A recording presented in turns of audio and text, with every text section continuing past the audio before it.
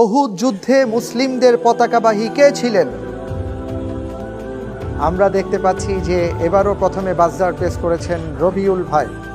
তিনি ছিলেন হযরত মুসআব বিন উমাইর রাদিয়াল্লাহু তাআলা আনহু। মুসআব বিন উমাইর রাদিয়াল্লাহু তাআলা আনহু। আপনার উত্তরটি সঠিক হয়েছে, আলহামদুলিল্লাহ। পরের প্রশ্নে যাচ্ছি।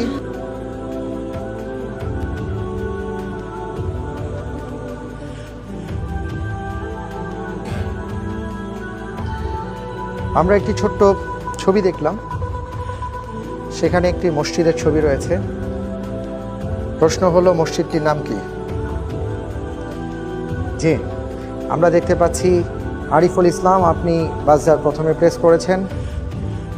মরক্কোর হ্যাঁ, কাসাব্লাঙ্কার দ্বিতীয় হাসান মসজিদ। দ্বিতীয় হাসান মসজিদ। কেউ কি চ্যালেঞ্জ করতে চান? কেউ চ্যালেঞ্জ করতে চাচ্ছেন না। আপনি যে উত্তরটি দিয়েছেন সেই উত্তরটি আসলে সঠিক হয়েছে, আলহামদুলিল্লাহ। অনেক অনেক মোবারকবাদ আপনাকে, আপনি পেয়েছেন 10 নম্বর।